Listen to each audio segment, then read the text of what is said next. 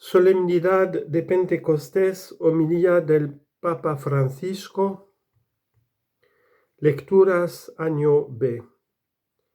Cuando venga el Paráclito, a quien yo les enviaré desde mi Padre.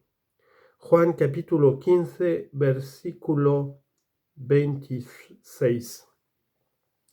Con estas palabras Jesús promete a los discípulos el Espíritu Santo, el don definitivo, el don de los dones. Habla de él usando una expresión particular, misteriosa, Paráclito. Acojamos hoy esta palabra, que no es fácil de traducir porque encierra varios significados. Paráclito quiere decir esencialmente dos cosas: consolador y abogado. Primero, el Paráclito es consolador.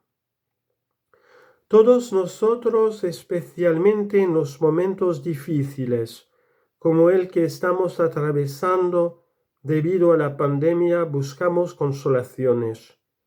Pero frecuentemente recurrimos solo a las consolaciones terrenas que desaparecen pronto, son consolaciones del momento. Jesús nos ofrece hoy la consolación del cielo, el Espíritu, la fuente del mayor consuelo. ¿Cuál es la diferencia? Las consolaciones del mundo son como los analgésicos, que dan un alivio momentáneo, pero no curan el mal profundo que llevamos dentro. Evaden, distraen, pero no curan de raíz. Calman superficialmente en el ámbito de los sentidos y difícilmente en el del corazón. Porque solo quien nos hace sentir amamos tal y como somos da paz al corazón. El Espíritu Santo, el amor de Dios, actúa así. Entra hasta el fondo del alma, pues como Espíritu obra en nuestro espíritu. Visita lo más íntimo del corazón como dulce huésped del alma.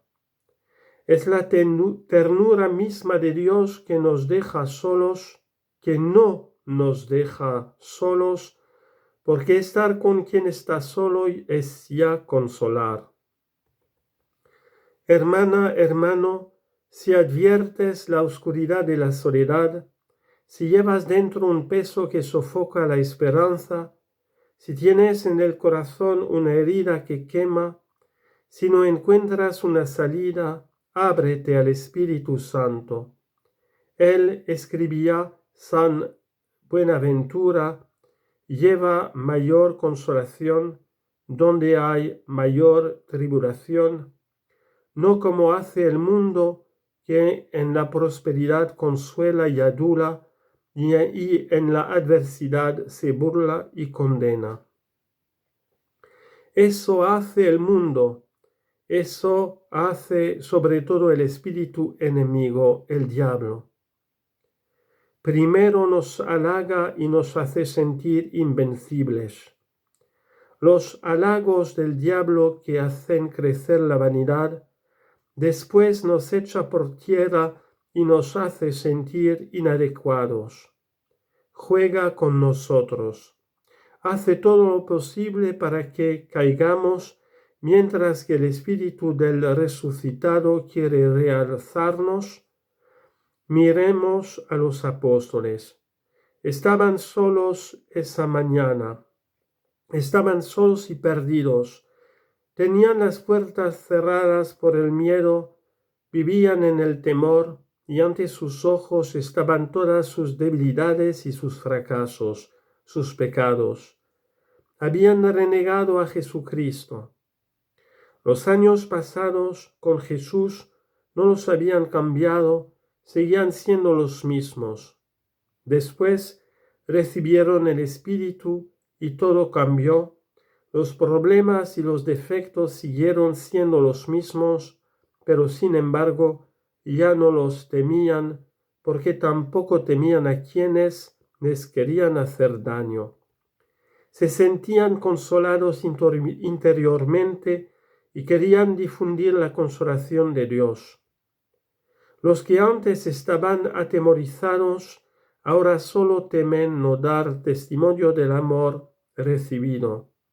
Jesús les había profetizado: el Espíritu dará testimonio de mí, y también ustedes darán testimonio. Juan capítulo 15, versículo 26 y 27. Y demos un paso hacia adelante. También nosotros estamos llamados a dar testimonio en el Espíritu Santo, a ser paráclitos, es decir, consoladores. Sí, el Espíritu nos pide que demos forma a su consolación. ¿Cómo podemos hacerlo? No con grandes discursos, sino haciéndonos próximos, no con palabras de circunstancia, sino con la oración y la cercanía. Recordemos que la cercanía, la compasión y la ternura son el estilo de Dios siempre. El Paráclito dice a la Iglesia que hoy es el tiempo de la consolación. Es el tiempo del gozoso anuncio del Evangelio más que de la lucha contra el paganismo. Es el tiempo de llevar la alegría del resucitado, no de lamentarnos por el drama de la secularización. Es el tiempo para derramar amor sobre el mundo sin amoldarse a la mundanidad. Es el tiempo de testimoniar la misericordia más que de inculcar reglas y normas. Es el tiempo del Paráclito. Es el tiempo de la libertad del corazón en el Paráclito. Segundo, el Paráclito además es el abogado. En el contexto histórico de Jesús, el abogado no desarrollaba sus funciones como hoy, más que hablar en lugar del imputado. Normalmente estaba junto a él y le sugería al oído los argumentos para defenderse. Así hace el Paráclito, el Espíritu de la verdad, que no nos reemplaza, sino que nos defiende de las falsedades del mal, inspirándonos pensamientos y sentimientos. Lo hace con delicadeza, sin forzarnos. Se propone, pero no se impone. El espíritu de la falsedad, el maligno, por el contrario, trata de obligarnos, quiere hacernos creer que siempre estamos obligados a ceder a las sugestiones malignas y a las pulsiones de los vicios. Intentamos ahora acoger 3 sugerencias típicas del Paráclito de nuestro abogado. Son 3 antídotos básicos contra sendas tentaciones hoy muy extendidas.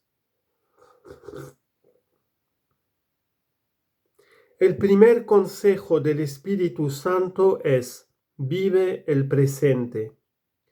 El presente, no el pasado o el futuro. El Paráclito afirma la primacía del hoy contra la tentación de paralizarnos por las amarguras y las nostalgias del pasado, como también de concentrarnos en las incertidumbres del mañana y dejarnos obsesionar por los temores del porvenir. El Espíritu nos recuerda la gracia del presente.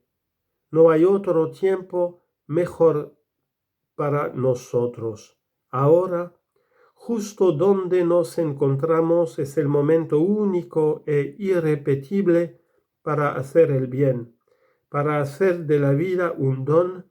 Vivamos el presente. Asimismo, el Paráclito aconseja: busca el todo, no la parte. El Espíritu no plasma individuos cerrados, sino que nos constituye como Iglesia en la multiforme variedad de carismas. en una unidad que no es nunca uniformidad. El Paráclito afirma la primacía del conjunto. Es en el conjunto, en la comunidad, donde el Espíritu prefiere actuar y llevar la novedad. Miremos a los apóstoles. Eran muy distintos. Entre ellos, por ejemplo, estaba Mateo, publicano que había colaborado con los romanos, y Simón, llamado el Zelota, que se oponía a ellos. Había ideas políticas opuestas, visiones del mundo muy diferentes. Pero cuando recibieron el Espíritu, aprendieron a no dar la primacía a sus puntos de vista humanos, sino al todo de Dios. Hoy, si escuchamos al Espíritu, no nos centraremos en conservadores y progresistas, tradicionalistas e innovadores, derecha e izquierda. Si estos son los criterios, quiere decir que en la Iglesia se olvida el Espíritu. El Paráclito impulsa a la unidad, a la concordia, a la armonía en la diversidad. Nos hace ver como partes del mismo cuerpo, hermanos y hermanas entre nosotros. Busquemos el todo. El enemigo quiere que la diversidad se transforme en oposición y por eso la convierte en ideologías. Hay que decir no a las ideologías y sí al todo. Y finalmente, el tercer gran consejo: pon a Dios antes que tu yo. Es el paso decisivo de la vida espiritual, que no es una serie de méritos y de obras nuestras, sino humilde acogida de Dios. El Paráclito afirma el primado de la gracia. Solo si nos vaciamos de nosotros mismos, dejamos espacio al Señor.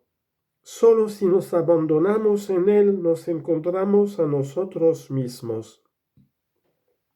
Solo como pobres en el Espíritu, seremos ricos de Espíritu Santo.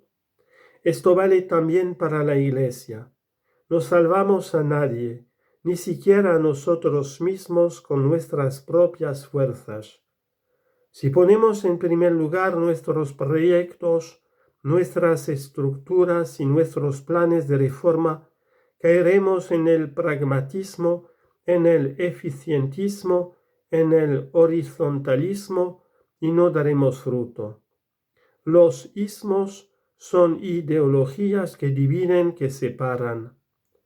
La Iglesia no es una organización humana, es humana, pero no es solo una organización humana. La Iglesia es el templo del Espíritu Santo. Jesús ha traído el fuego del Espíritu a la tierra y la Iglesia se reforma con la unción, con la gratuidad de la unción de la gracia, con la fuerza de la oración, con la alegría de la misión, con la belleza cautivadora de la pobreza. Pongamos a Dios en el primer lugar. Espíritu Santo, Espíritu Paráclito, consuela nuestros corazones. Haznos misioneros de tu consolación, paráclitos de misericordia para el mundo. Abogado nuestro, dulce consejero del alma, haznos testigos del hoy de Dios, profetas de unidad para la Iglesia y la humanidad, apóstoles fundados sobre tu gracia, que todo lo crea y todo lo renueva. Amén.